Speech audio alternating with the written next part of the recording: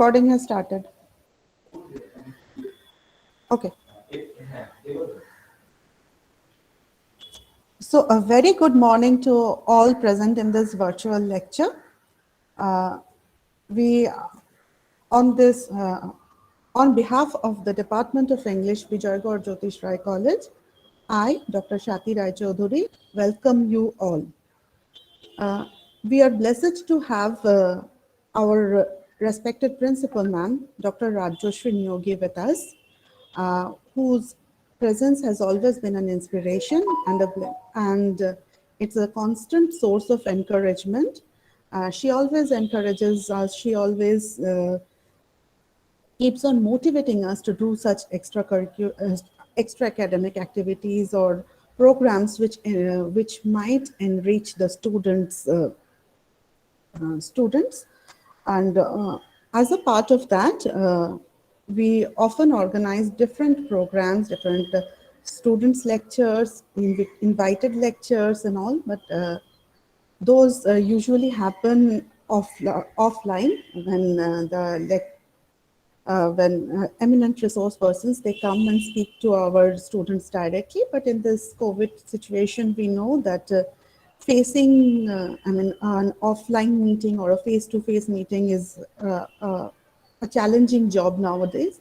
So as a part of our extra academic programs, we are organizing a series of online lectures, and this is the second of the 2-day online lecture series, where we are fortunate to have Dr. Aparna Singh, Assistant Professor, Department of English, Diamond Harbour Women's University, and she'll be delivering her lecture on Indian literature.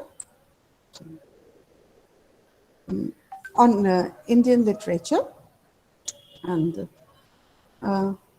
so before we begin, I would like to ask Principal Ma'am to say a few words about our efforts. Thank you, Dr. Rai Chaudhuri. Good afternoon. On behalf of Vijaygarh Jyotish Ray College, I am glad to welcome today's respectable speaker, Dr. Aparna Singh. Welcome, ma'am. And also, I would like to welcome virtually my dear students of Department of English. Almost we are in mission mode in the end of 2021. During this time, they are attending the lecture series, and that is with sincerity. It definitely came an appreciation from us, right? After a long time, just we have started to take breath. I don't know what is going to happen with Omicron. Anyway, due to COVID situation during last 1.5 years, we have got opportunity to organize many webinars in virtual platform, which could not be possible physically. I would like to congratulate Department of English once again to organize this lecture series for their students. I observed, I felt, and I experienced that this type of lecture series gives a variety of flavor of teaching. I think the students get closer to the world of academics outside their institution. Personally, I am glad to observe this venture by different departments. Once again, welcome Dr. Singh, and I hope that this webinar will be of grand success. Thank you all. Stay safe and Happy New Year in advance. Thank you very much. Same to you. Thank you very much, ma'am. I know you are not in the best of your health, and still you managed your time to come and inspire us. That's a great honor, we believe. Thank you very much once again. Now, I would like to ask our head of the department, Dr. Ronobe Lahiri, to say a few words. Sir, if you...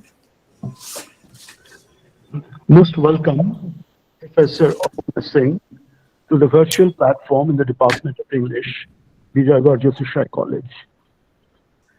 We are soon to be inducted into a partnership of an exciting journey across a difficult terrain, as today's title of the talk seems to promise. Indian Writing in English, Problems, Politics and Praxis. Indian writing in English is somewhat a strange beast that is difficult to draw in any clear outlines. What makes the task difficult is as much the plurality of themes, genres, narratives, styles, as the fact that the beast has been continually mutating in response to the new challenges. However, what remains constant is the element of self-reflexivity that makes it continually question the very rationale of its own being. This habit of self-questioning produces its own politics and their literary praxis. It creates its own engagements.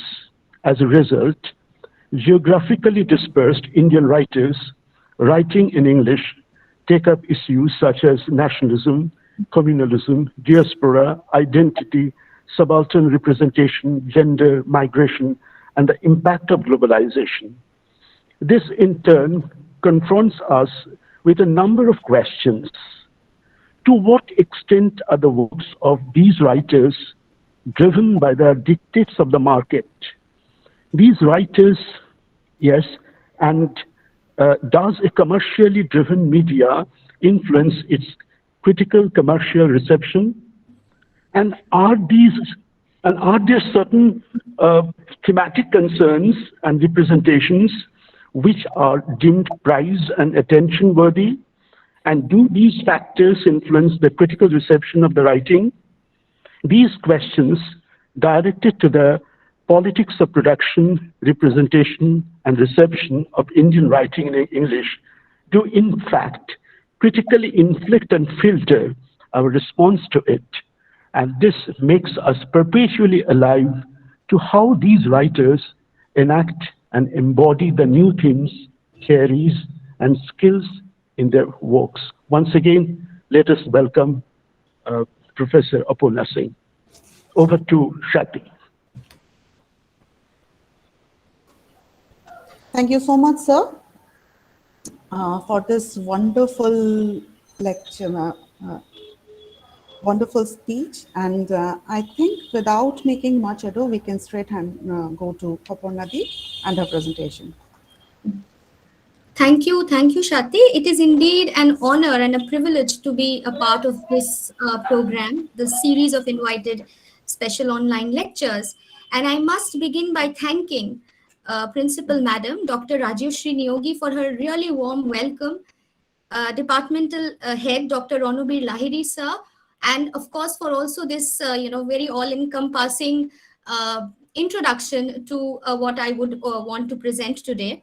And the convener, Professor Devkumar Dondupat, and my dear friend, of course, Dr. Shati Roy Chaudhary, for giving me this splendid opportunity of presenting my thoughts on Indian writing in English. Now, before I begin, I just want to present my ideas through slides, and I'm sharing them.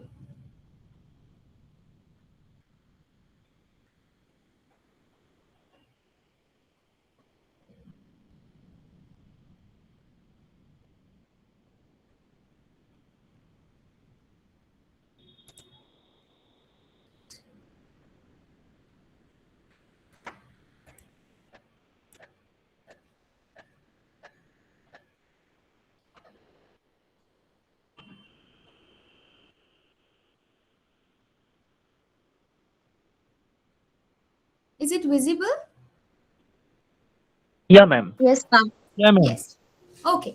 Thank you. So I begin with the nomenclature itself, which is Indian writing in English. And I think the very nomenclature raises some interesting areas of discussion for us. We are immediately placed in two variegated referential discourses. In the first place, we are can you see the next slide? No, ma'am.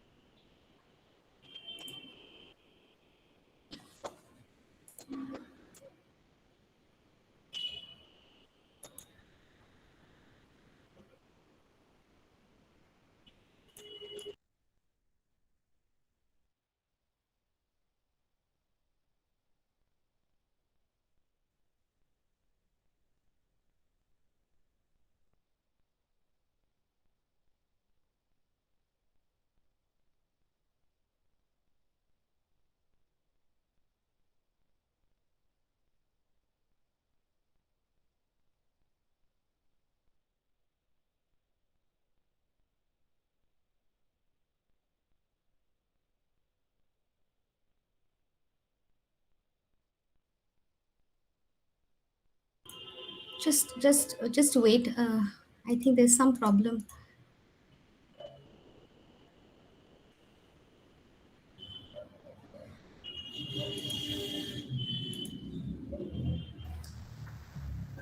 Aparna, do you want any help regarding Uh, regarding the PPT?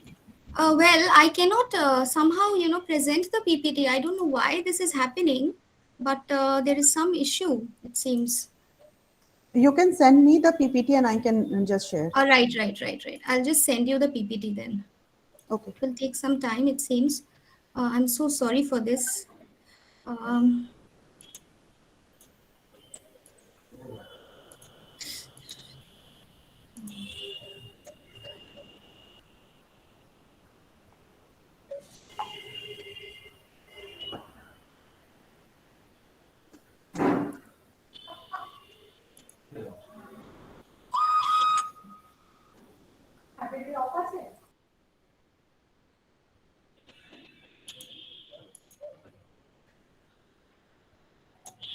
can you see the PPT? Ma'am. Yes, ma'am. Okay.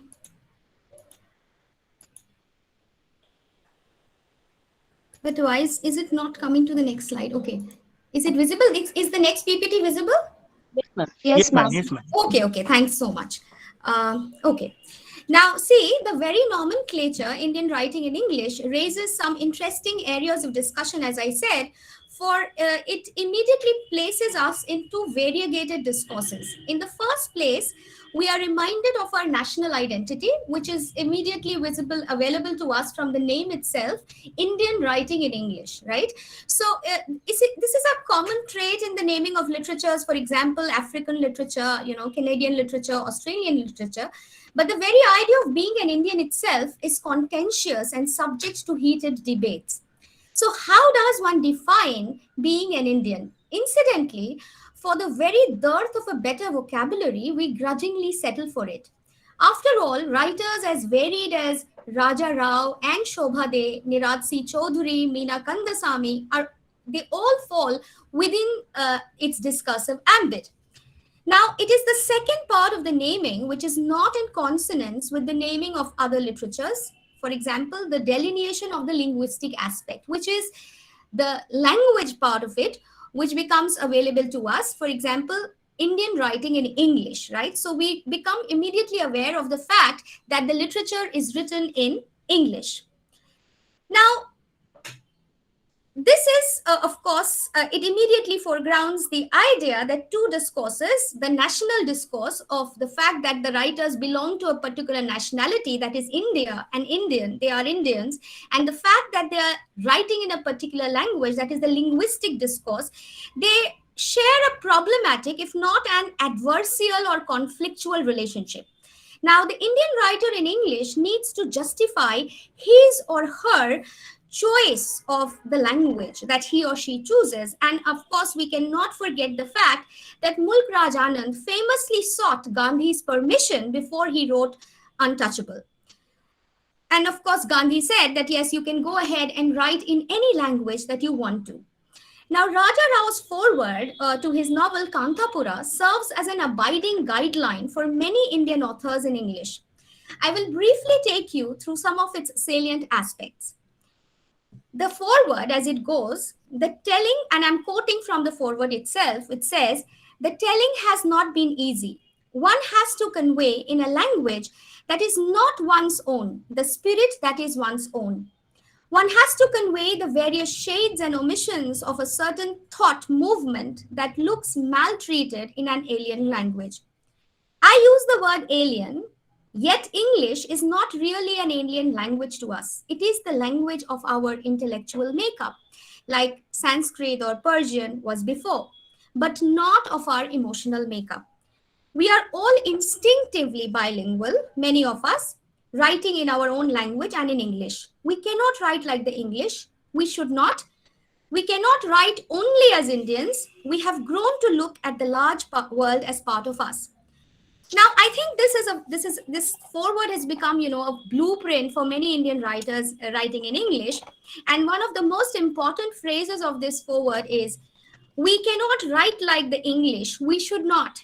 We cannot write only as Indians. And I think the word only becomes the catchphrase for me because it reminds us of the fact that we need to outgrow our fascination for a perfect, pure, pre-lapsarian Indian identity. That means we only as Indians. There's nothing like only as Indians anymore.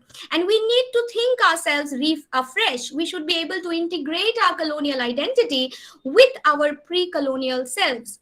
He also talks about how English has ceased to be an alien language for us. It may not be the language of our emotional makeup, but it certainly is the language of our intellectual makeup. He foregrounds the formulation of the Indian English dialect, where Indian writer can infuse Indian life into our English expression. Rao's commitment to the transformation of English, as well as his desire to revolutionize the language novel in English by importing into it the rhythms of the Indian storyteller, clearly anticipate Rushdie's later experiments with the form. Now, the love-hate relationship with the English language has been a long-drawn affair in Indian writing in English. Even Kamala Das, in her poem Introduction, vociferously legitimizes her choice of English when she says, why not leave me alone? And I quote this from the poem Introduction, why not leave me alone? Critics, friends, visiting cousins, every one of you, why not let me speak in any language I like? The language I speak becomes mine, its distortions, its queernesses, all mine, mine alone. It is half English, half Indian, funny perhaps, but it is honest. It is as human as I am human, don't you see? Now, moving on to the next slide, which is titled English Studies in India. I just want to draw attention to how the unease with English can be traced back historically to the colonial project of winning the hearts and minds of the people through a cultural education. Now, as the slide, it's visible in the slide itself, in Masks of Conquest, Gauri Vishwanathan convincingly demonstrates how English studies was used as a tool to create consent for political and cultural domination. English served a paradoxical purpose, much to the chagrin of the colonizers. While it became a means for creating a class of babus who were brown in skin but English in character and the facilitators of British administration, it also laid bare the contradictions in British colonialism and allowed the nationalists to critically analyze and oppose these very perpetrators of mindless oppression in the garb of the civilizing mission. The Indian intelligentsia that constituted the elite of the nationalist movement turned the knowledge of English culture forced upon them into an effective tool for argument, resistance, and subversion. Because literature in the colonizer's language was divorced from its political function and defined as a vehicle of universal values, it became, as Rajeshwari Sundararajan says, easier to justify its continuance. She notes, it is this dissociation of English literature from its national origin that has made possible its unproblematic retention and continuance in the post-independence education syllabus in India. Now, the problem with using English does not simply lie with its association with the colonizer, but also with the neo-colonial elite. Now, some of the criticisms are summarized by Rushdie himself in his introduction to the volume of writing he co-edited with Elizabeth West. The vintage book of English writing in English, in this particular book which he has co-edited, in the introduction, Rushdie identifies several distinct accusations that are leveled at Indian English writers. First, they are too upper middle class.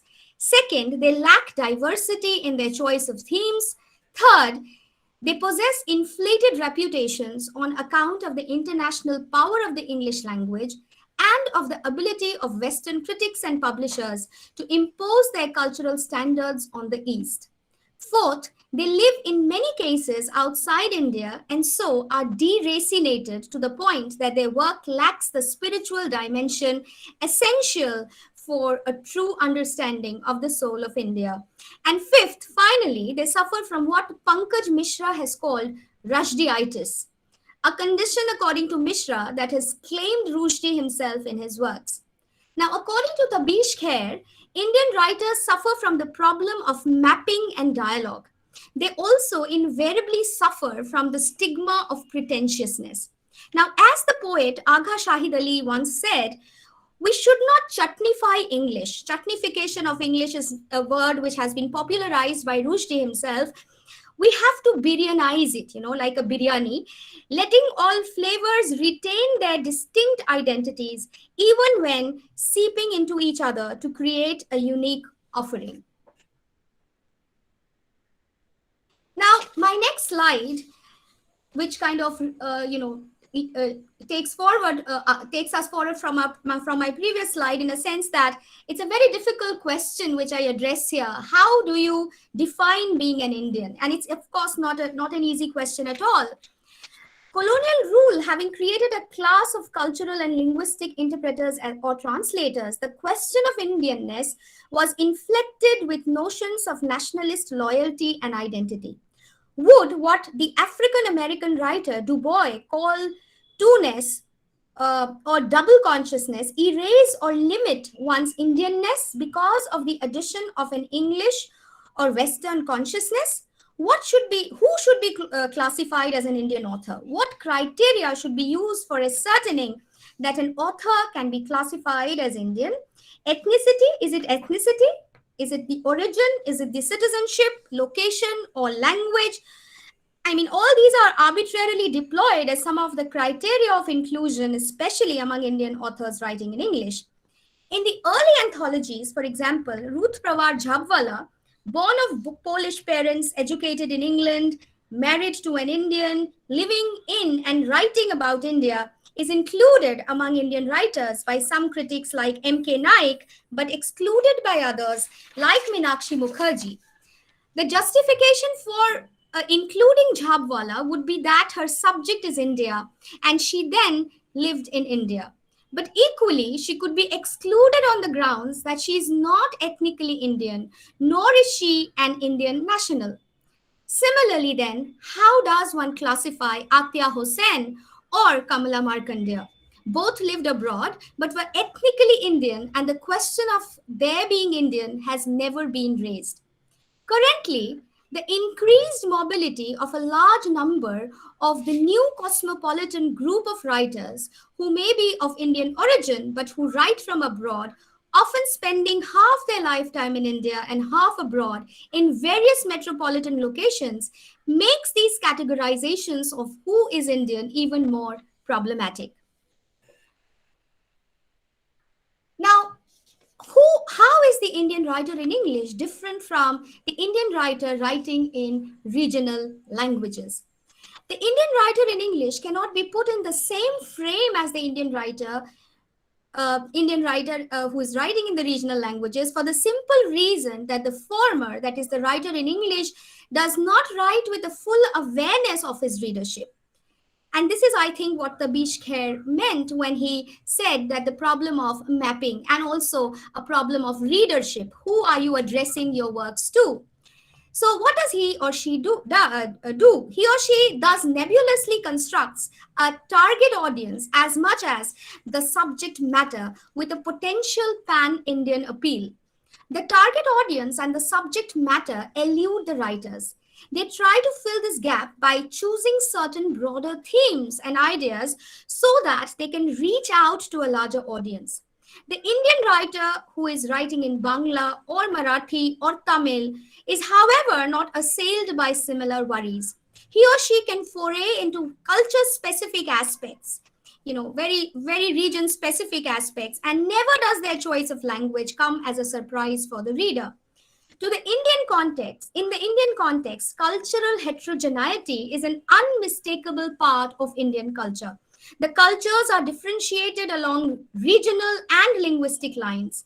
With more than 121 languages, and the classification is based on a minimum of 10,000 speakers and multivalent cultural discourses, the Indian writer who writes in the regional language may find himself or herself better placed as regards the choice of culture-specific subject matter. For the Indian writer in English, this has always been a problematic and a difficult choice. Even when Rushdie was writing in the 1970s, he was criticized for having a forked tongue, a deceitful, untruthful tongue, a satanic variation of the equivocator who could write in two languages. For Subha Rao, another Indian critic, language is a repository of values, and it effectively prevents any literature written in the English language from accessing authentic India. Well, I do have reservations regarding the use of the term authentic India, because I don't know what it means to be authentically Indian. Now, Ejaz Ahmed has noted English is the language most removed in its cultural ambience from other Indian languages. So how does the author reconcile these differences, the differences erupting from his choice of the language and the subject matter that he's talking about?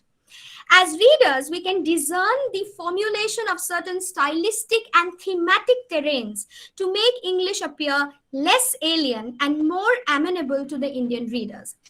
One of the ways is to outline some reference points with a pan-Indian appeal to ensure a broader readership. Now, a cursory look at the Indian writers in English writing in the first half of the 20th century, we find that they were largely driven by the idea of the inchoate nation, because of course, the independence was about to come and we were still struggling against the colonial rule. So the idea of the inchoate nation, or the formative stages of the Indian nation, invariably, they were bringing within their purview the idea of struggle for independence and themes related to partition. For example, we have works like Chaman Nahal's Azadi, Raja Rao's Kanthapura, Khushwant Singh's Train to Pakistan, etc. Now, some of the other important, popular themes include the East-West encounter motive. For example, in J.M. Ganguly's When East Meets West, R.K. Narayan's The Vendor of Sweets. The theme of social change is another theme, which preoccupied writers like Atiya Hussain, Kamla Markandeya, Atiya Hussain in Sunlight on a Broken Column, Markandeya's Nectar in a Sieve, and even Raja Rao's Kanthapura for that matter. We also find an exploration of the place of faith in writers, for instance, in G.V. Desani's All About H. Hatter, and of course, R.K. Narayan's The Guide. So what we find is a conscious use of myth by many writers, as myths could make literature more meaningful in terms of shared human experience.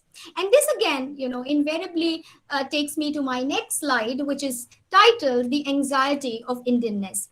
Now, in her insightful essay, which is also called The Anxiety of Indianness, Meenakshi Mukherjee speaks about this urgency in writers to foreground their Indianness. And I think, this idea of being an Indian and the whole idea of Indianness itself is one of the most debatable topics under the sun. And it has always been.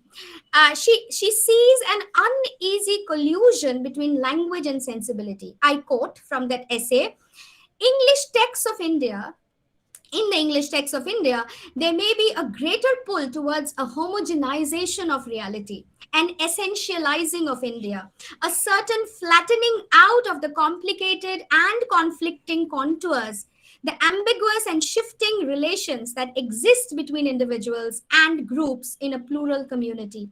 This attenuation may be artistically valid when the narrative aspires to the conditions of allegory, but for the Indian writer in English, there may be other unarticulated compulsions, the uncertainty about his target audience, for example.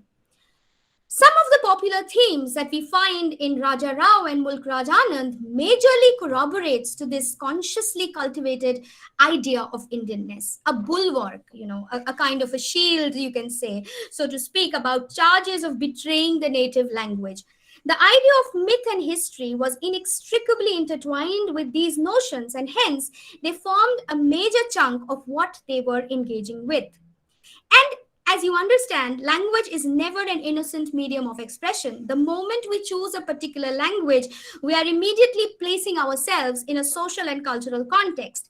For the Indian writer, this becomes an increasingly fraught choice as the language immediately linked its user almost insidiously, one can say, with the colonizer's tongue. English is both loved and hated since, as Amit Chaudhary observes, the English language and the new kinds of knowledge that it carried into India are too deeply imbricated in the formation of Indian modernity and the Indian middle class to be easily teased out from the variegated skein of Indian life and then discarded. We cannot revert, this is what even Raja Rao had pointed out, we cannot revert to a pure pre-lapsarian past, a pre-colonial past, and shake off this alien imprint from our social, cultural, and psychological fabric. This explains the ambivalent position of English in the India of today, culturally alien in being the tangible symbol of an unfortunate history and yet a marker of a certain kind of identity over and above its educational and economic importance in a globalized world. Now, writers like Rushdie do not shy away from using Indian words as inflections in the narrative. Many authors nowadays do not feel the need to explain or elaborate native words and idioms. This is how the Indian writer in English writes back. Rushdie seeks to rework the English language, and in fact, many authors have, from the instrument of subservience to the weapon of liberation. Very much like Caliban, I would say, who despised Prospero for uprooting him from his own native culture and language, but the language he had been taught by Prospero allowed him to encapsulate his disagreements and belligerence. Now, we need to understand that English did not impact both men and women in the same fashion. It had a different effect for women and men. The gendered impact of English in India is further complicated by issues of nationalism and ethnicity that have dogged the process of assimilation of the Indian language and literature into India. Now, the nexus between modernity and nationalism led to the concept of the new woman, one who was permitted to step out in ways that had not been possible before, but equally one who was often contradictorily circumscribed by arbitrarily defined notions of Indianness. Traditionally perceived as guardians and transmitters of culture, women became active participants in this change. They negotiated between an active westernization, often seen as emblematic of modernity, and an Indianness read as tradition that they documented in English. Now, Partho Chatterjee observes how the women question had become the measure of India's civilizational superiority.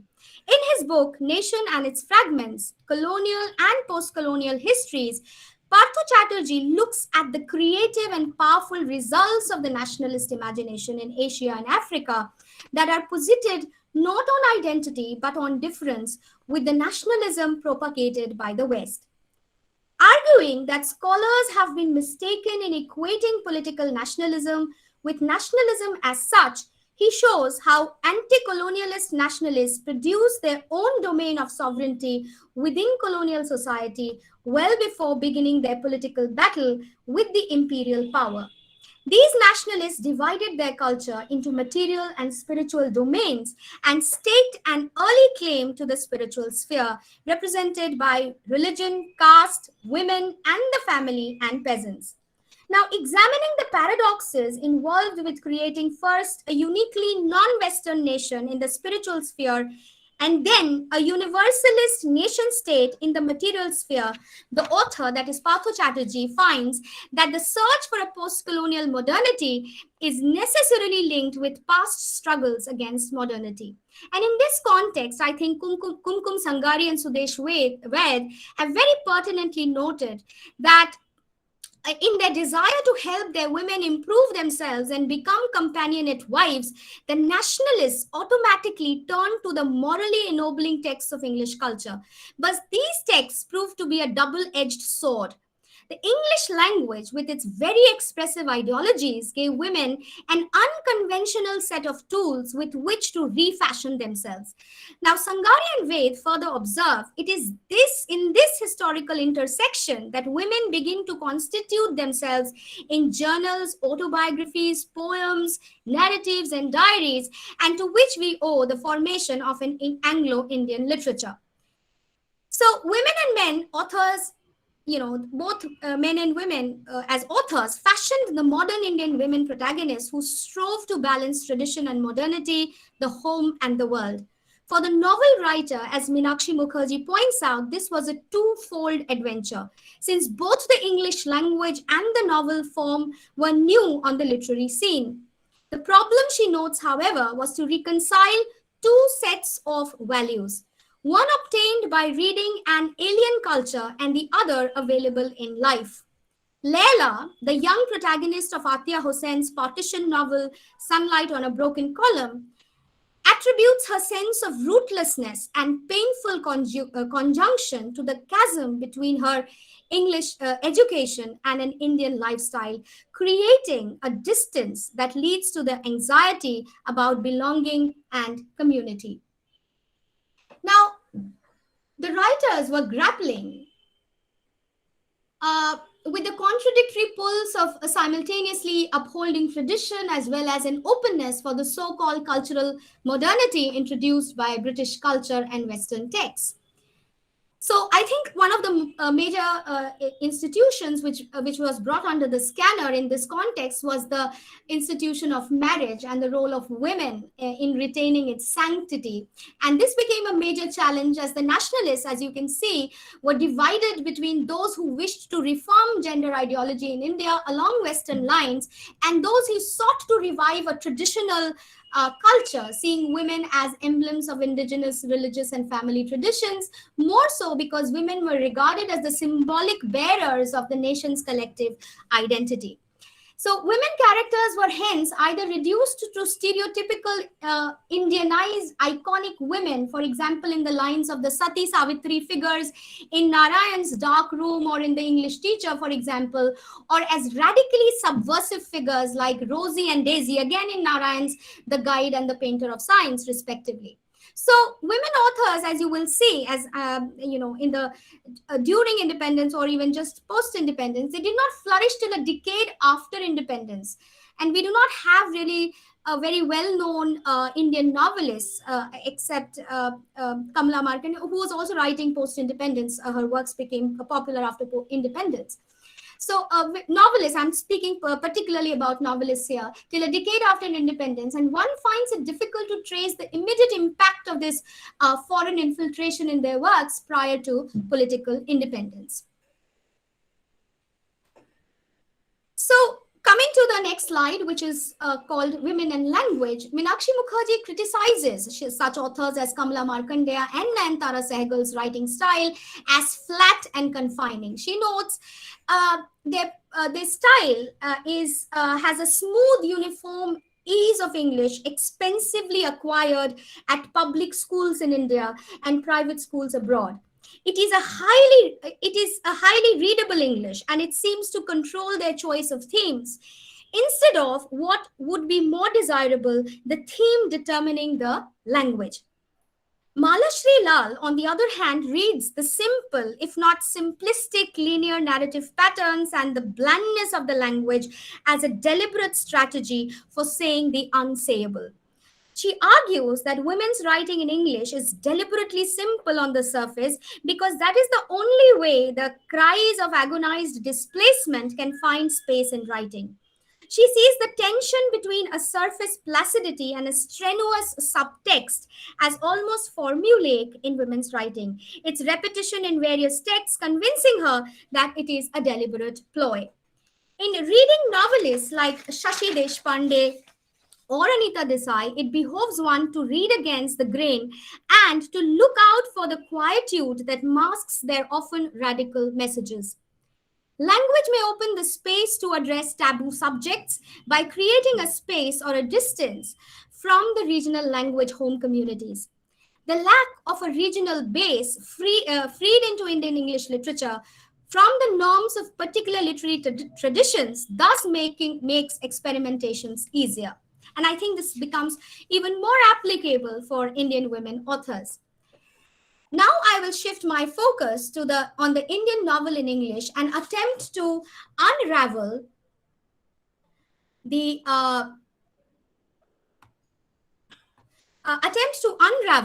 its underlying narrative strategies. I will center my discussion primarily on Bankim Chandra's Rajmohan's Wife, R.K. Narayan's Guide, and Salman Rushdie's Midnight's Children in brief. Now, these three texts capture some of the most significant transitions in the Indian literary landscape.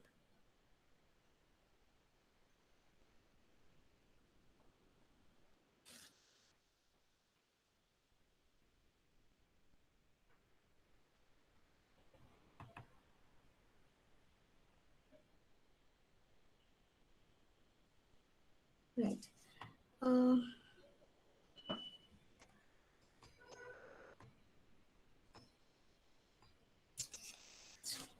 Is the next slide?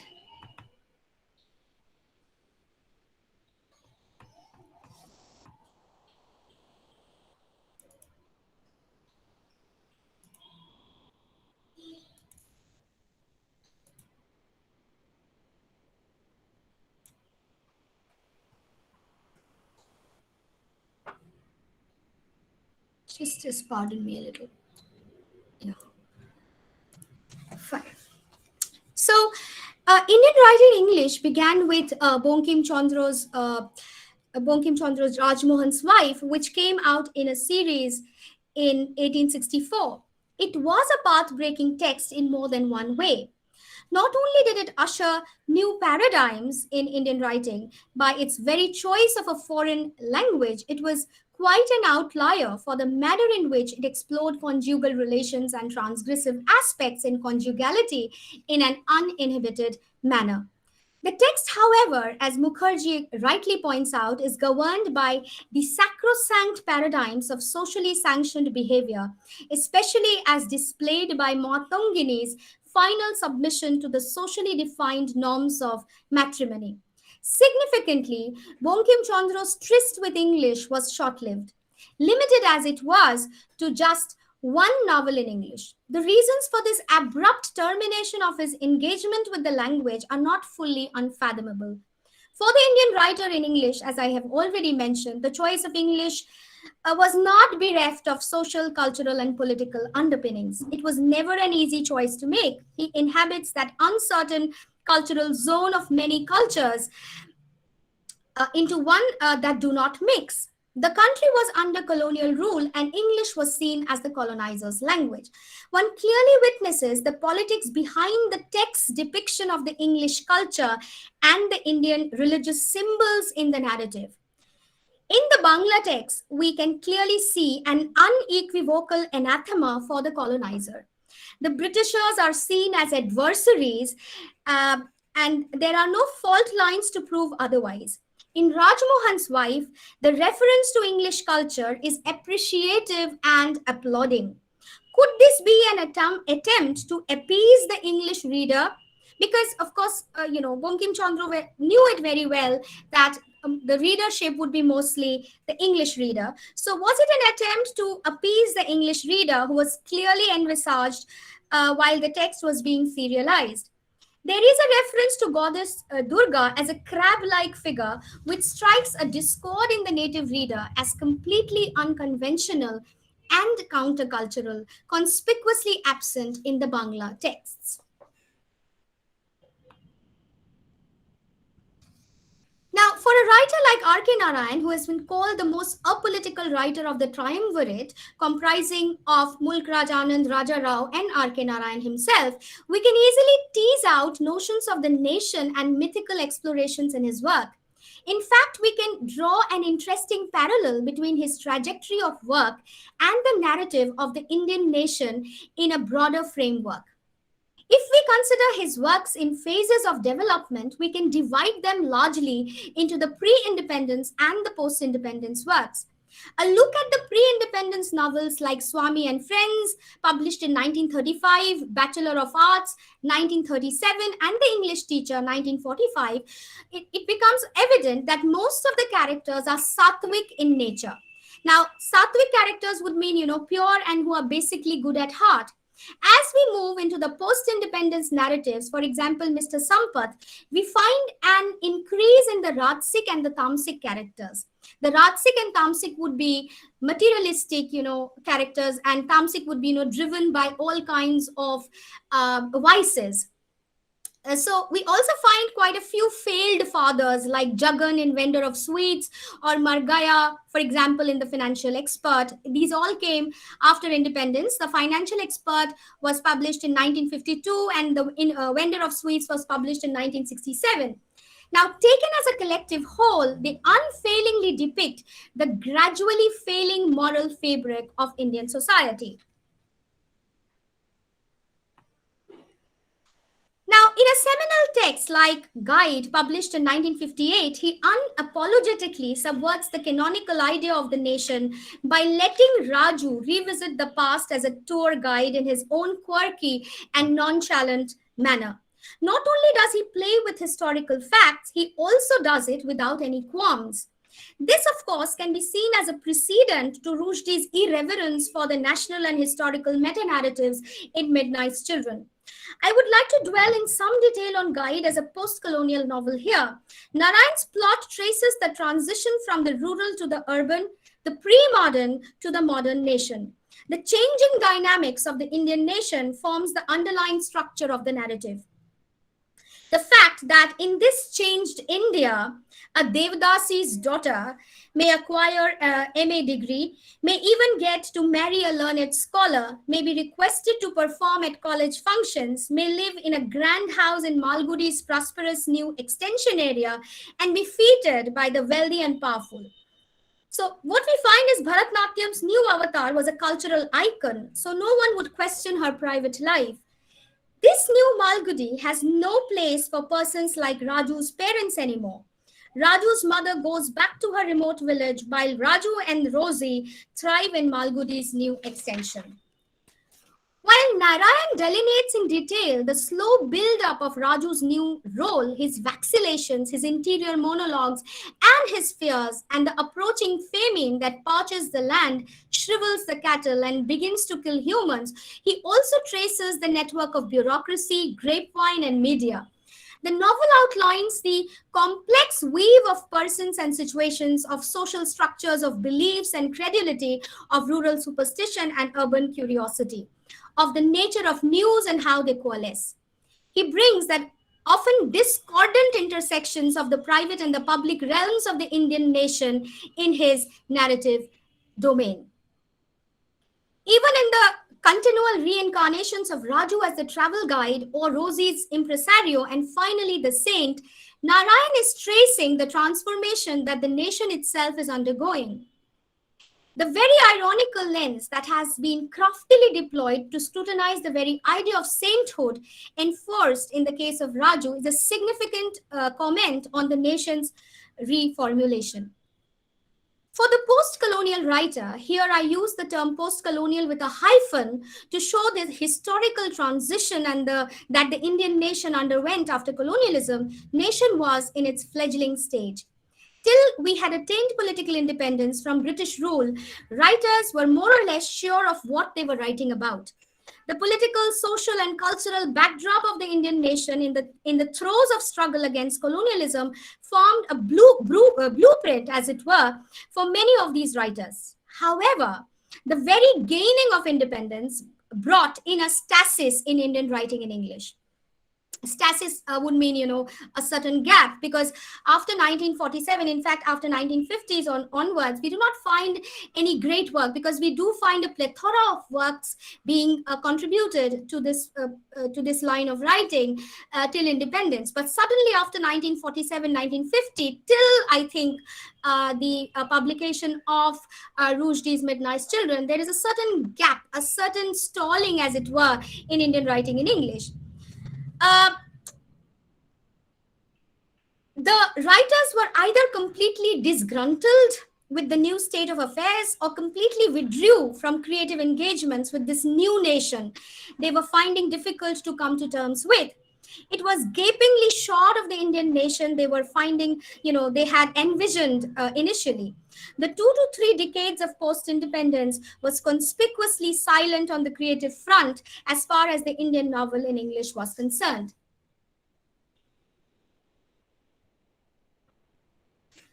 Now, coming to Salman Rushdie, in 1981, Rushdie's Midnight Children stormed into the literary landscape. Rushdie's own identity was mitigated by the 3 nations he moved between: India, his place of birth; Pakistan, where he stayed for a few years; and Britain, where he finally migrated. These transnational transitions made him question and subvert the monolithic constructions of nationalities. So who am I? He would often ask. Am I an Indian? Am I a Pakistani? Or am I a British? In Midnight Children, he paved the path for Indian writing in English through a new and subversive reconfiguration of nation identity and history. Salim Sinai, born at the stroke of midnight on the 15th of August 1947, the fateful day of India's independence, is handcuffed to the public life of India. This was a breath of fresh air as far as the Indian disillusionment with the idea of nation was concerned. Here was a writer who could rethink and reimagine his own private nation, a nation which was equally tied to his imagination and his deeply personal ruminations as much as it was tied to the public discourse on nation and history. So why is Rushdie, so significant? The answer, of course, is not too far-fetched. He was questioning confidently and subverting and reconceptualizing the stylistic and the thematic paradigms of writing about the personal and the public. The novel offered the Indian reader a playful and imaginative representation of his own recent history and familiar circumstances that would open out to different kinds of reading. It could be read as a narrative where the abundant multiplicity of India is threatened by the bleak forces of nationalism, communalism. On the other hand, it could be read as a novel where the obsessive fear of fragmentation assumes a concrete shape in the cracks and fissures that appear in human bodies and on the map, prefiguring a total disintegration. Images of mutilation and holes pervade the novel, beginning with the perforated sheet through which the doctor was permitted to examine the female patient, anticipating the many partial views of reality the novel would play with, and going on to show the country splitting up amoeba-like, first into 2 and then into many pieces. So Salim Sinai, the protagonist, is nostalgic about the India of his childhood, where he was beset by an infinity of alternative realities, and critical of the Pakistan of his adolescence, where his choice was denied through the forced binariness of truth, right and wrong, black and white, friend and enemy. Because Rushdie has been greatly influenced by Bollywood, the film almost in an Amar Akbar Anthony fashion, in the varieties of mothers Salim has, biological, adoptive and nutrient, Vanita, Amina and Mary Pereira, and many fathers he acquires through the life, British, Hindu, Muslim, Sikh, is all brought into the narrative, which is again, thinking of India as a as a country which includes or incorporates a multiplicity of voices, a multiplicity of discourses. So the narrative ends with the declaration of emergency in 1975, when the inclusive principle fails, the binary antinomy comes to prevail. As Shiva comes to power and Salim is marginalized, the comic ebullience darkens. But at this point of the end, there is also another kind of beginning, because Salim Sinai is on the verge of disappearing. He feels compelled to record the past. And then he ends, "This is why I have resolved to confide in paper." Hence, the importance of memory, the memory, how often fallible, and the centrality of the pickle factory, where fruits in bottles like truth in books are being preserved against the corruption of the clock, even though the color and flavor change in the process. All the three novels which I have taken for analysis are located at three significant historical moments in the Indian imagination. Rajmohan's wife may seem completely untouched by the Indian political landscape, and this appears all the more surprising because it came at the heels of the Sepoy Mutiny in 1857. However, a closer look awakens us to the figure of Matongini as the parallel to the new Indian woman who was inscribing a counter-cultural identity, very much like Mother India, who had awakened to the oppression of the British oppressors. So, although the novel is safely ensconced in the domestic vices and virtues, it nevertheless hints at the beginning of a new nation symbolized by the transgressive Matongini. Now, just going back to Rushdie, in imaginary homelands, Rushdie says, we cannot simply use the language in the way the British did. It needs remaking for our own purposes. And not only does he make the language his own, with all the kinds of inflections that he brings into the text, and for, direct transliterations. For example, Chand Ka Tukra, he mentions it as piece of the moon. So he's kind of, reworking the Indian lexicon in a transliteral manner. And that is a way of, decolonizing the language also. Now, moving to the next slide, which is I have, here talked about the elements of caste and class, and how the novelist, Indian writer in English, the novelist especially, deals with it. Now, Tabish Khair in his book Babu Fictions perceptively remarks that what passes for Indian English fiction, especially in its most successful versions, is written by the most privileged sections of the Babus. Indian English fiction is Babu fiction, he says, while India itself and aspects of Indian experience abroad presents a huge and heterogeneous coolie and non-Babu population. How then is it possible to write Indian fiction in English and fiction about Indians in English without appropriating or homogenizing Indian reality from a position of power, or occluding coolie or non-Babu realities and discourses? It is pertinent to suggest that in the Indian context, universal or pan-Indian is fraught with casteist or upper caste significance. By defining the universal and the pan-Indian in largely privileged Babu terms, the Indian English novelist often denies the existence of the Indian other, which is neither middle class nor upper caste. And in this context, I kind of raise this question. So that does this mean that Indian writing in English is indifferent to the caste and class issues? And in this context, I'll just briefly take you through the novels like Raja Rao's Kanthapura or Mulk Raj Anand's Untouchable, which are the two most predominant pre-independence novels that deal with caste issues. But what is really significant about these novels is that even in a very, very a text which sympathetically deals with the plight of the untouchables, who are now the Dalits.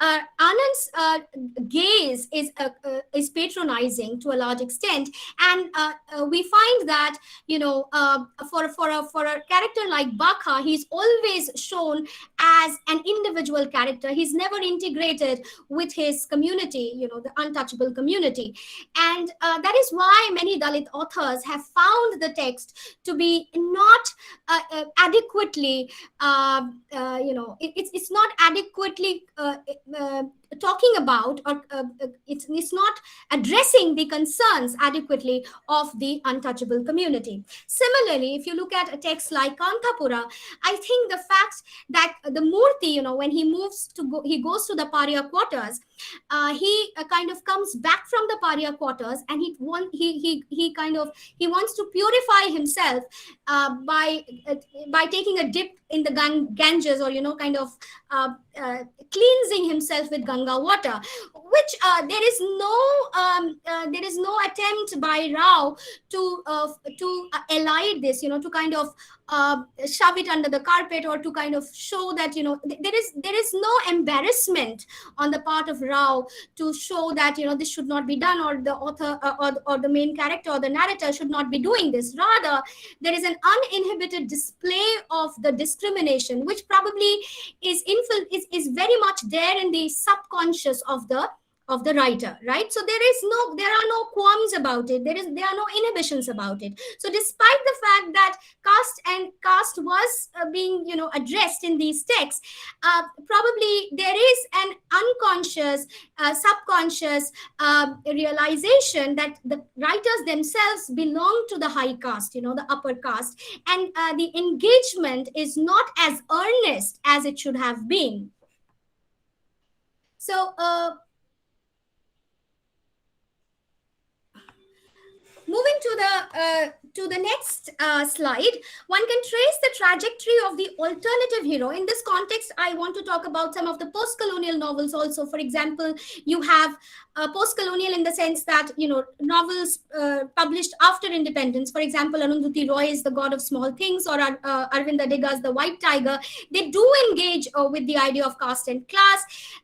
Velutha, who is the Dalit in the God of Small Things, unlike the untouchables in Kanthapura and Untouchable by Mulk Raja Anand, transforms into a tragic hero who dared to transgress.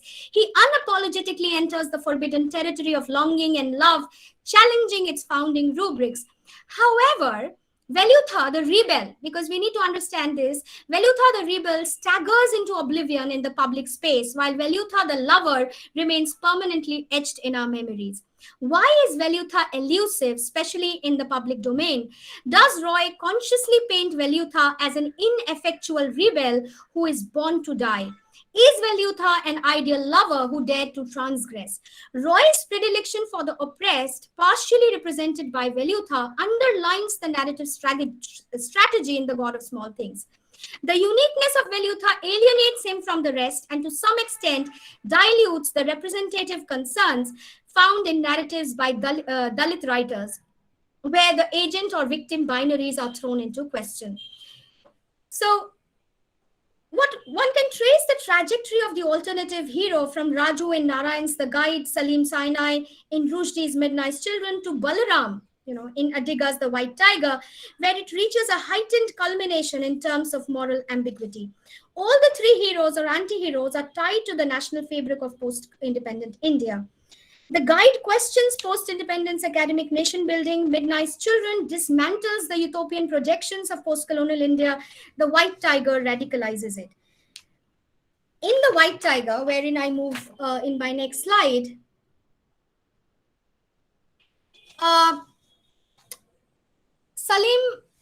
Balaram, like Salim Sinai, is both an insider and outsider to the nation's self-narrative. They belong and not belong at the same time. Their personal history binds them to the national history, blurring the private-public binary. But what distinguishes Balaram from Salim is his willingness to reinscribe the collective Indian consciousness and not be carried away by its appropriating sweep. He questions, am I not a part of all that is changing this country, wanting to represent the new nation which needs to sever its ties with the old?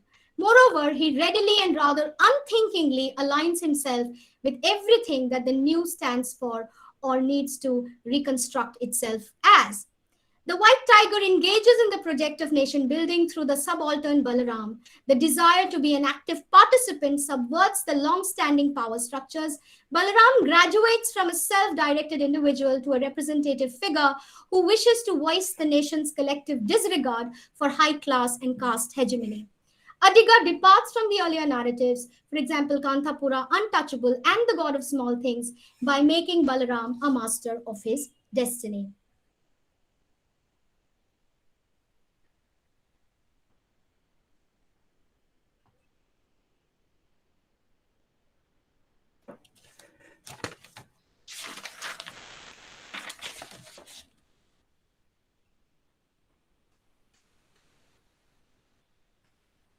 Okay. Now, since I have mostly focused on Indian novel in English, I just wanted to draw briefly your attention to Indian drama in English, and also to Indian poetry in English. Of course, I will not be able to do justice to any of these two, but just that, a drama being the most social of all literary genres, watching a play in a socially construed setting elicits a different set of responses than does a private reading uh, of a novel or poetry. And the Indian dramatist in English, has greater difficulties to face, because the Indian reality is mostly in the vernacular, and the drama in English, which is a kind of conflicting that reality because of the use of the language. I think that entire spectacle rings false, as the Indian audience, largely composed of the native speaking Indians, cannot relate with the characters on stage as English speaking. Now, how does the Indian dramatist deal with this? For example, I would suggest, the works of Mahesh Dattani really appeal to me, because he has decolonized the language to a large extent. In a text like Bravely for the Queen, there are Hindi inflections which he uses when he says, ha praful bol, which of course is a reflection of the fact that we cannot speak in BBC English. Our English is different, and it is an Indianized English. We have reworked the English, and we have made it suit our ends. Okay. So there are these just a few dramatists that I have mentioned here: Asif Karimbhoy, Cyrus Mistry, Gurcharan Das, Vijay Tendulkar, Girish Karnad, Poile Sengupto, Manjula Padmanabhan, Mahesh Dattani. And going to the Indian poetry in English, again, poetry does, because poetry is more private than drama. You can just sit in your homes and read a poem in English. So maybe the problems that an Indian dramatist faces may not be equally applicable for the Indian poet in English. But the language, again, it throws up its own set of challenges for the Indian poets as well, and also the readership again. Raji Narasimhan says it does not require the deductive cause and effect argumentation of prose, but can, to a relatively greater degree, rely on impressions, short flights of imagination, and instant suggestions. Now, these permissible compressions are of help to the Indian writer of poetry in English. Now, the Indian poet in English initially was also grappling with the idea of nation and language, and as we have reached the adept stage of using the language, the poet has evolved from just merely imitating the West into a new way of looking at language, and also the themes are becoming more personalized, and the writers are becoming more and more confident as to tweak the language, to tweak the subject matter to suit the needs of the present Indian, to suit their needs, and also to address the needs, the reality, the present Indian reality. So just some of the Indian poets: Joyanto Mahapatro, Nissim Ezekiel, Arun Kolatkar, R. Parthosarathy, Ramanujan, Jeev Patel, K.K.N. Daruwala, Kamla Das, Eunice D'Souza. There's a S missing in Kamla Das. I'm sorry for that. And this is my last slide, and I finally end with this beautiful poem by Sujata Bhatt, which is called A Different History, and it reads like this: after the torture, after the soul has been cropped, with the long sight swooping out of the conqueror's face, the unborn grandchildren grow to love that strange language.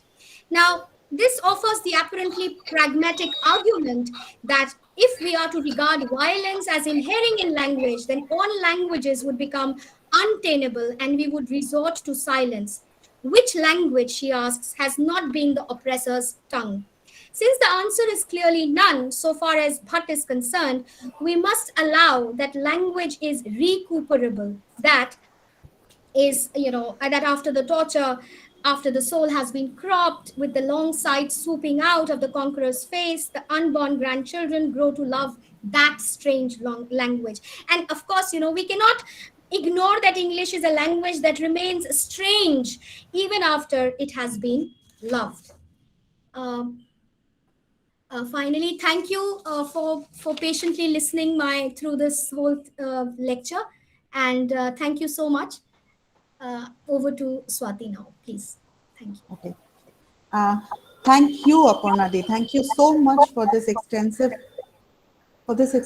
discussion on Indian writing in English, problems, politics, and praxis. You have very aptly addressed issues like Indianness, questioned the idea of its authenticity, discussed the comparative placements of Indian writers writing in English and those writing in regional languages, and touched upon many other topics that are so important to facilitate reading and understanding of Indian writing in English. Equally remarkable is your effort to introduce our students to novel ways of interrogating the genre. So I thank you enough, or I can't thank you enough. And on behalf of the students and the department, uh, uh, so I'm sure that my students are having a lot of questions and queries after this brilliant discussion. So now we'll move on to the question answer session, which will be conducted by Professor Shomohita Dashgupta. Over to you, Shomohita.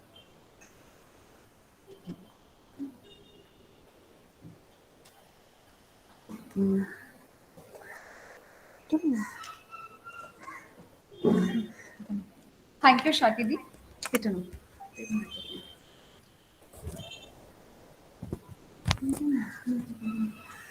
Um, well, after this broader perspective that Aparna ma'am has provided us with, yet detailed, broader yet detailed, containing all the almost, I mean, I shouldn't use the word almost because it contains all those details and contexts regarding or from the lens of which we can look at Indian English literature. Right, starting from the definition of Indianness, the idea of Indianness, and moving onwards with the discussion on looking at Indian writing in English from the lens of gender and caste and all those aspects. Of course, there are some questions by our students that have been posted in the text box. First question that I'm going to read out is from Rishabh, our student from the 5th semester. He's asking, can Dattani's bravely fought the queen be called a Rajasic and Tamasic portrayal of the society as well? Rishabh, actually, see, you can always use these terms because these terms are, reflective of Indian character, Indian or any character for that matter. These are Sanskrit terms for materialistic. Rajasic stands for materialistic characters and materialism, and Tamasic for lust, exceeding levels of vices in the character, inordinate levels of vices, which if a character has those, well, of course, if you can use it in those general terms, it is absolutely, it's absolutely possible, because Rajasic and Tamasic elements are all there in the text, so you can use those. Well, I was just trying to link it up with Narayan particularly, but of course these terms can be used for any kind of characters in any of the novels that you come across, any work Thank that you, you ma'am. yeah. Thank you, Aparna Di. There is another question from Shinchan Dashgupta. He's asking, whilst post-colonial discourse or even some works before independence carried the sense of writing back to the empire that would not be relevant in one's dealing with India's intimate problems. So, what might be the motivation behind capturing those problems with India's social and political identity in English? A language that the majority of the Indian population, whom the author intends to enlighten and provoke to amend, might be unfamiliar with. Yes, absolutely, Shinchon. I think this is one of the biggest issues and problems that the Indian writer in English faces. And I think I have talked about how, because the Indian writer in English does not have a clear sense of audience, and he or she is also not fully aware of what needs to be written as far as the culture specific and region specific issues are concerned, how far he can go. Because often when you talk about issues which people are very sentimental about, you might end up being trenchantly critiqued for that, because people say that probably the Indian writer in English has not done adequate research. And often, the biggest barrier is the language itself. If you are I'm just taking a detour in this regard, and I'm just referring to Kristeva's All About Chinese Women, which Spivak was very critical of, because she said that how can Kristeva talk about Chinese women without just after doing some cursory research work, or visiting certain libraries, and how could she come up with a book on Chinese women just by 1 month of research, or probably 2 months of research. So this barrier of the language is always there. And for example, there are some things which cannot be translated into English. Some aspects of the Indian culture cannot be cannot completely be conveyed in another language. So that is a very important issue. For example, if you're talking about a very historic, very culture specific thing. For example, I'll just give you one example which I'm very fond of. In Bengali, we say "Ami ashchi," right? When we are going or we are taking somebody's leave, we say "Ami ashchi." এবার এটাকে তুমি কি করে ইংরেজিতে বলবে? এটাকে মানে what will you say? Am I going? Am I coming back? This is a very cultural thing. So these kinds of barriers and differences will always remain, and probably that is why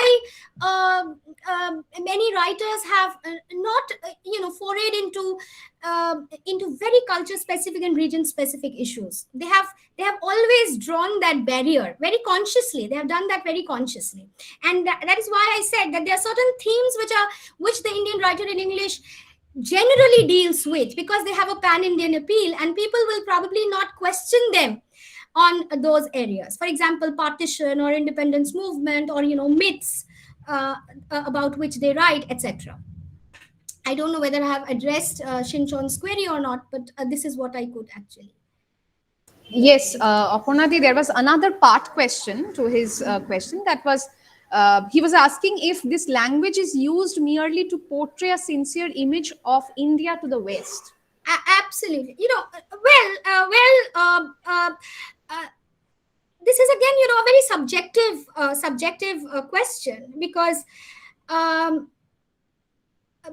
what does he mean by it? Does he mean that you are pandering to the West, or you are meeting the demands of a Western audience, or you are that you have a bigger market in the West, and that is why you write in that English language? Does he mean that? Is he wanting to mean that, or a sincere image of India? I don't get the question actually.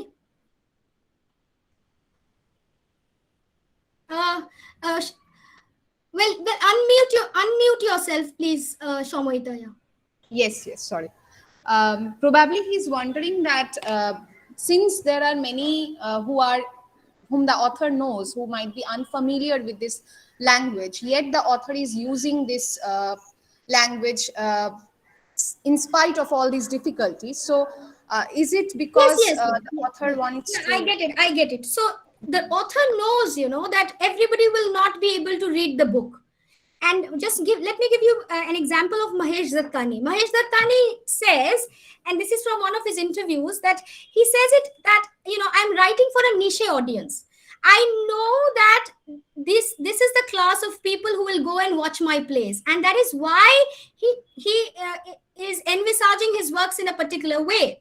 He envisions his work in a very, very specific manner to cater to a particular class of people. And that is very true for even the Indian writer in English.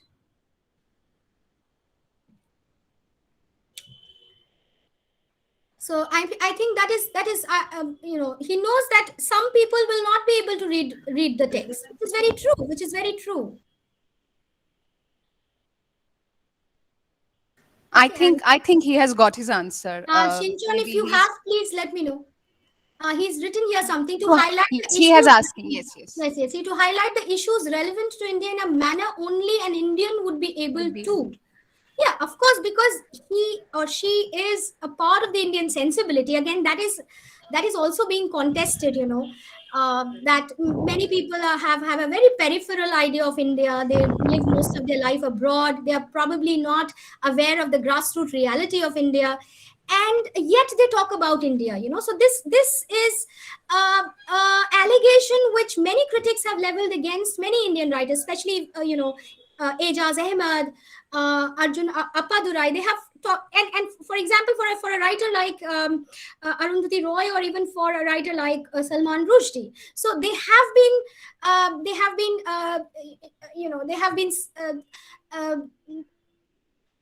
for them, these writers are only concerned with a very, very superficial idea of India. They are engaging with a very superficial idea of India. Probably they are just touching the tip of the iceberg, and the iceberg and what is available to you is only 1/9 of the entire iceberg, right? The rest of it is not visible. So for the Indian writer in English, probably that is the scenario in many cases, because most of these writers are not living in India. They're living abroad, right? So maybe they are all in their ivory towers, but then that is also a perspective. Even that kind of an engagement also needs to be taken into account. So how does a diasporic writer see India? How does a writer who is staying abroad see India? Because that is another chapter in the book that we also need to read, right?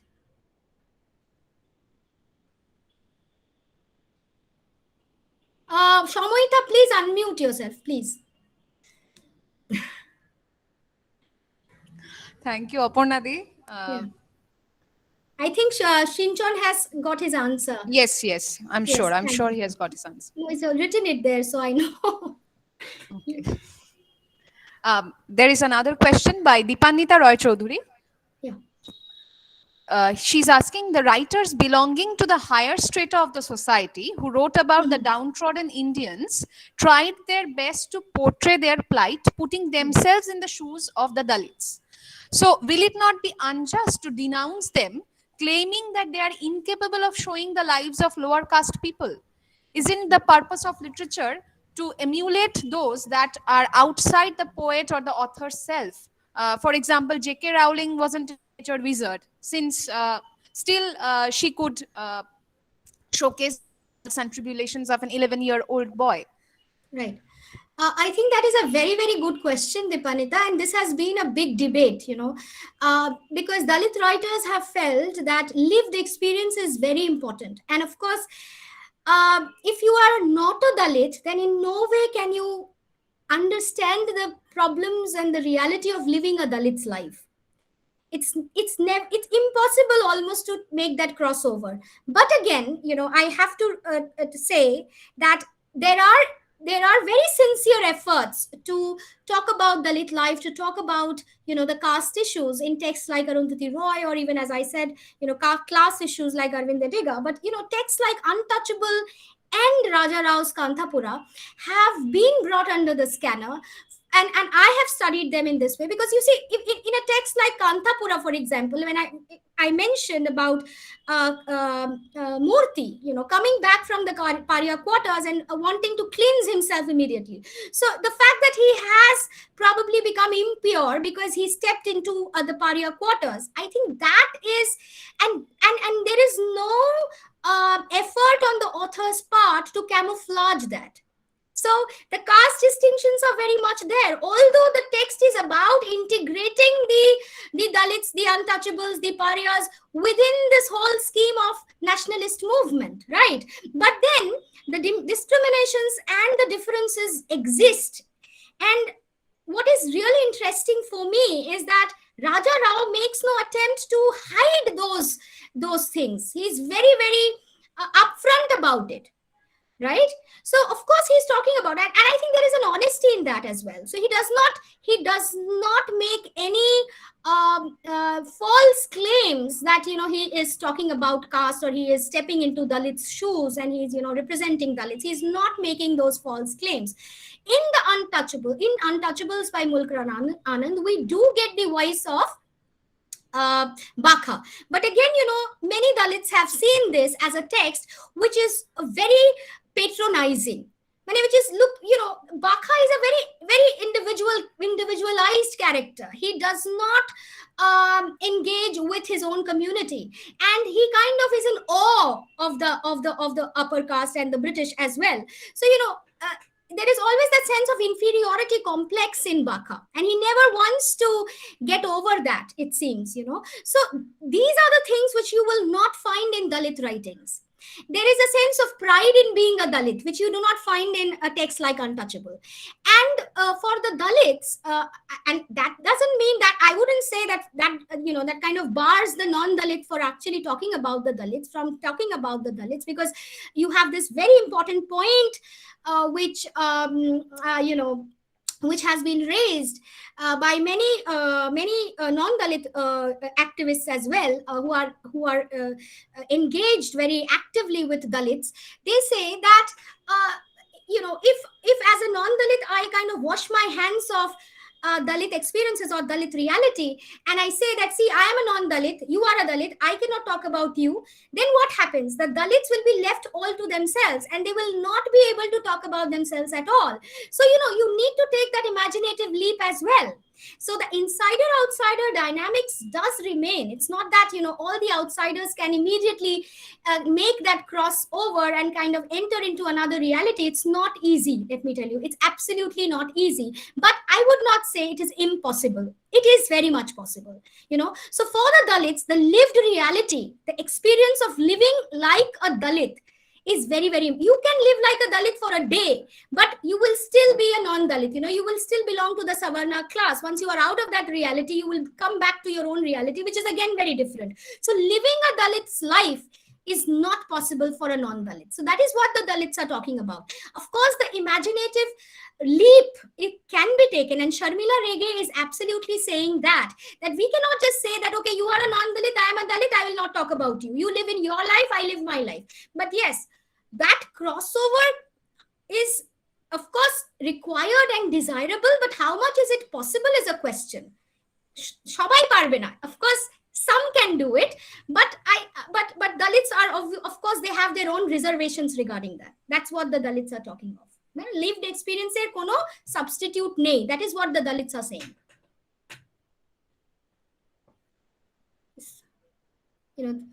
I don't know whether Deepamita. Yeah. I think that answers the question. But taking cue from that question only, and the thing you said, then should we say that we can look forward to that kind of a portrayal that would be, an authentic, quote unquote, an authentic portrayal of the Dalit life? We can always hope for such a crossover. The Dalits are talking about themselves, the Dalits are talking about themselves. There are a lot of Dalit texts which are being written, and it's now a part of the syllabi also. So, they are writing about themselves. And the crossovers, of course, would be good if we can engage with them. Yes, as you say, that imaginative leap can happen if we can get into that zone and, talk about them. That would be nice, but how, what happens at times is an appropriation of those voices. We step into their shoes, but we cannot leave behind the shoes that we were wearing. So what happens is at times we end up speaking for them. which is of course something which invariably happens. And I think that is what Spivak's essay, "The Subaltern Can't Speak," is actually talking about. So maybe the subaltern can speak, but we are not equipped to understand the subaltern. We do not have the vocabulary to understand the subaltern, right? Thank you, Aparna. Our first semester student, Choyon, he wants to understand Babu fictions. Right, So could right. you please elaborate once more Of course. about it? Yes. Thank you, Choyan, for the question. I think, Tabish Khair's Babu fiction, একটু দেখো যদি বইটা পাও, it's available online or not, I'm not sure. নাহলে আমি লিংকটা পাঠিয়ে দেব. Babu Fictions is a book by Tabish Khair, okay? And it is actually addressing this fact that most of Indian writing in English is by people from the upper caste and upper class. Those are the Babus. And he is saying that most of the people in India, generally, by and large, they do not belong to the Babu class, right? So what happens invariably is that the writings end up marginalizing the overall reality of India, the larger reality of India. That is what I was trying to say. If I don't know, because Babu Fictions is a very good book. I mean, if you can read that book by Tabish Khair. The writer is Tabish Khair. আমি লিখে দিচ্ছি, দাঁড়াও. Tabish Khair.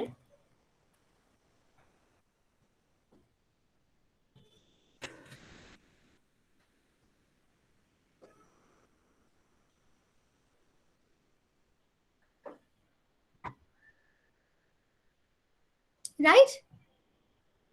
Yeah. If anyone has Thank you, any Aparna.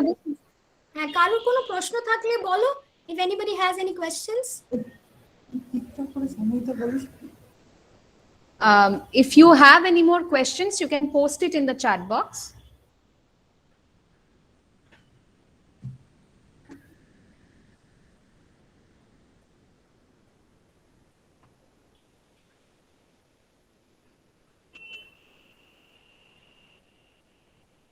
I think we have reached the end of our question answer session, and the huge repository that you have provided us, the repository of knowledge.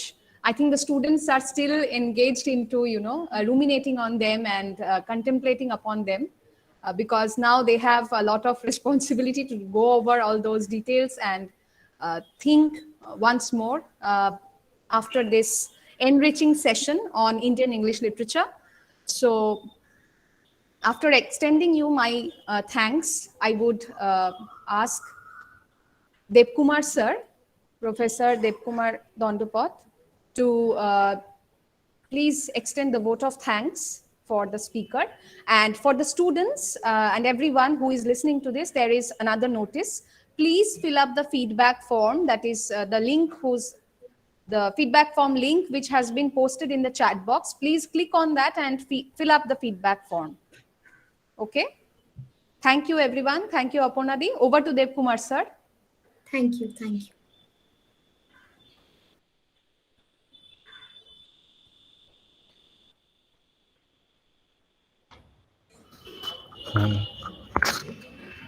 Okay, am I audible? Yes, sir. Yes. Okay. So, thank you, Samohita, for providing me this opportunity. Now, on behalf of Department of English, Vijaygarh Jyotish Ray College, I would like to express my sincere gratitude to Dr. Aparna Singh, Madam, Department of English, Diamond Harbour Women's University, for accepting our invitation and delivering this special lecture for our students. We are extremely happy to have you in this platform, Madam. Thank you. Especially the way you begins with the perennial problem of the significance of English language in the context of Indian writing and seamlessly shifted into another identical conundrum. It's the idea of Indianness, and made important observations like the ambivalent position of English language in our national and historical identity, and included gender questions into the already complicated spectrum is just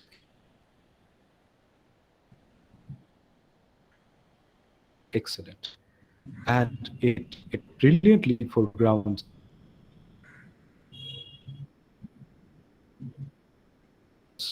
the key points of Indian English writing,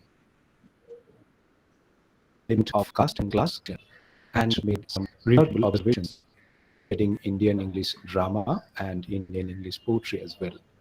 But what made me glued to the seat, madam, about your lecture is the amount of references and informations and quotations, relevant quotes, I would say, from books and articles that you added to your presentation in this short span of time. Make your lecture relevant, useful, and referable. So I also like to thank our Honorable Principal Madam for her extended support.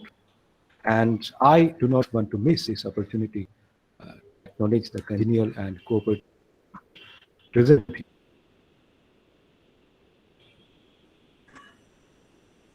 in our department to conduct such program, Lahiri sir, for the inspiration and encouragement we get from you. We are really up to have an erudite and energetic person at the helm of our department. Not only that, I would like to thank our Aparajita Madam for continuous support and for the experience and energy she shares with us that helps us to go ahead. I also would like to express my gratitude to Dr. Swati Rai Choudhury Madam for inviting such an esteemed professor to this online platform and providing us with the opportunity to listen to her. Definitely, Swati deserves another thanks for doing the entire event single-handedly and making me the coordinator of this. Thank you, Swati, for your generosity. And of course, I would like to thank for conducting the interactive session seamlessly with her elegance and simplicity.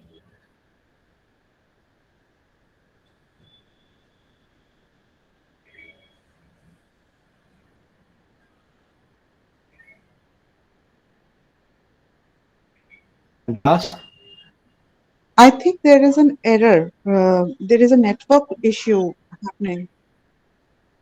am I Devkumar, you audible? are not audible at all times. Professor Dondapat, sometimes yes, sometimes your voice Yes, is at getting times your voice is getting low.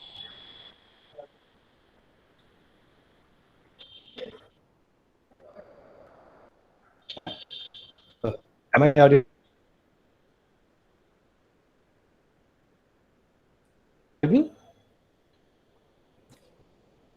Yes, you are intermittently. At times you are audible, at times you are not. So there is some network issue, I think.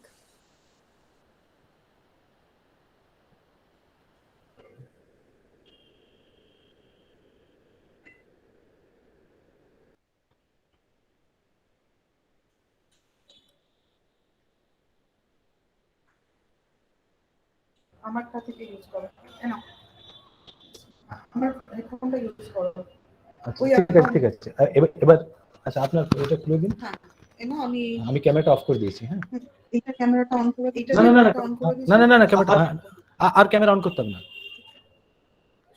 আচ্ছা well ঠিক আছে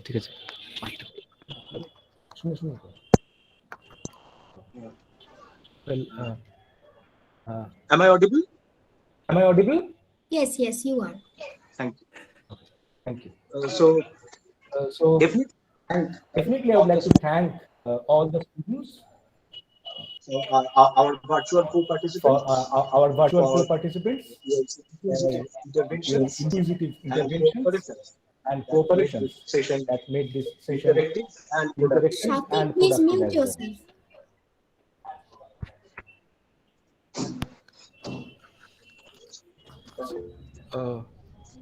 So with the hope that someday, someday, sorry, তাহলে mic টা তাহলে মাইকটা দিন, মাইকটা দিন।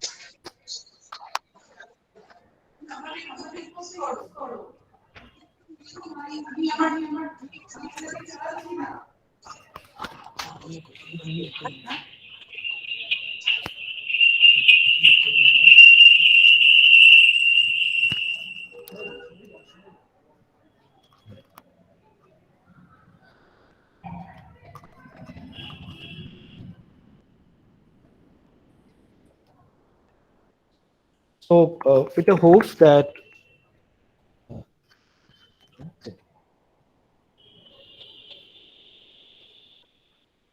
yes, so with the hopes that someday we shall be able to meet Aparna Madam in our college campus for another engaging session, and with the interpersonal touch that we all are craving for, and the wish that that this festival may bring cheers and smiles to all our lips, I request Shamoita to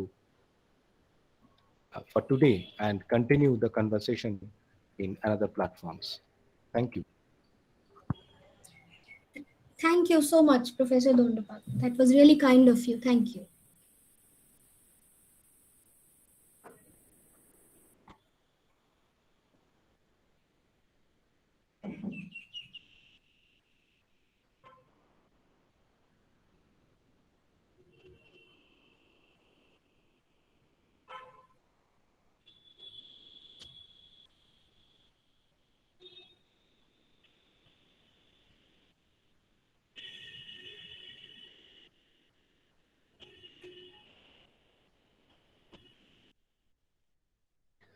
Thank you, Debkumar sir, for extending the vote of thanks. And on that note, we would like to end our session. Thank you, Aparna once again. Yes. Thank you, Shamoita. Thank you, everyone. And wishing you all a very happy new year. And may all of you be happy, healthy. And may the new year bring more happiness and more health in all your lives. Okay?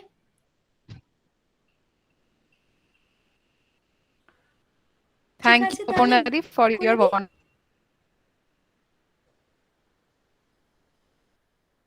wonderful wishes, and Happy New Year to all our students as well. Everyone present in the meeting. Thank you, everyone.